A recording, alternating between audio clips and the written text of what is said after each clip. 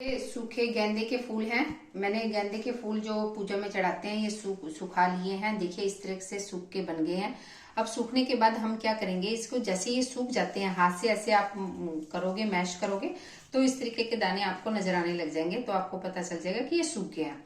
उसके बाद आप क्या कीजिए, इस सावी को मिक्सी के अंदर पीस लीजिए। इसमें जो है 2-3 कपूर जो है आप डाल दीजिए, 2-3 लौंग डाल दीजिए। लौंग डालने के बाद जब आप पीस लेंगे तो उसके बाद जो है इसको छन्नी से छान लीजिए। छन्नी से छानने के बाद आपको क्या करना है, इस तरीके की छन्नी से छानने के बाद इस तरीके का ये मिलेगा। इसके अंदर आप देसी घी मिलाइए, थोड़ी सी हवन सामग्री अगर आप मिलाना चाहते हैं तो मिला लीजिए। तो इस तरीके का आपका ये तैयार हो जाएगा। ये तैयार होने के बाद आपको क्या करना है, इस तरीके से आप अपने हिसाब से शेप दे दीजिए।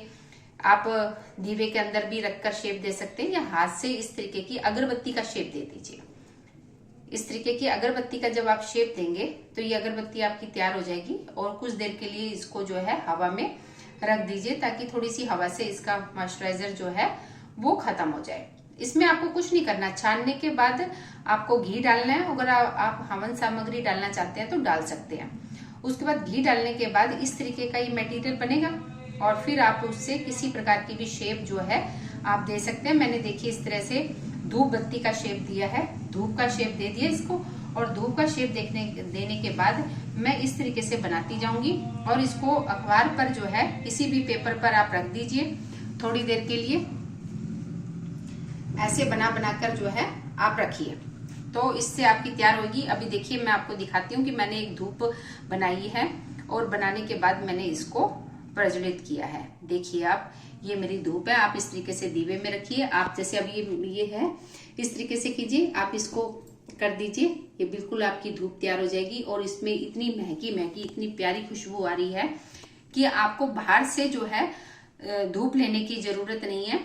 हम पूजा में अब दीपावली के टाइम बहुत ज्यादा फूल जो है हमारे पास होंगे, क्योंकि हम पूजा में फूल चढ़ाते हैं, मालाएं चढ़ाते हैं। तो आप उनको फेंकिए मत, उसको सुखा लीजिए। और सुखाने के बाद जो है आप इस तरीके की धूप जो है वो अपने घर में तैयार कर सकते हैं। अगर फिर भी अगर आपको कुछ समझ ना आए तो आप जो है पूछ सकते हैं। और उसके बाद छानने के बाद जो आपका ये बचेगा छानने के बाद, तो इसको फेंकने की जरूरत नहीं है। इसमें अपने पेड़ पौधों में गुड़ाई करने के बाद इसको आप डाल सकते हैं, तो ये खाद के रूप में बन जाएगा। या आप खाद तैयार कर रहे हैं तो उसके अंदर भी आप डाल दीजिए, तो ये खाद के रूप में आपके काम आ जाएंगे। तो हमारा देखिए जितने भी फूल थे उसका कोई वेस्ट नहीं हुआ, खाद के रूप में भी मटेरियल मिल गया हमें। हमने धूप भी बना ली और इस धूप का यूज आप कर सकते हैं। तो इस तरीके से हम फूलों का को रीयूज कर सकते हैं, उसको फेंकने की बजाय। धन्यवाद।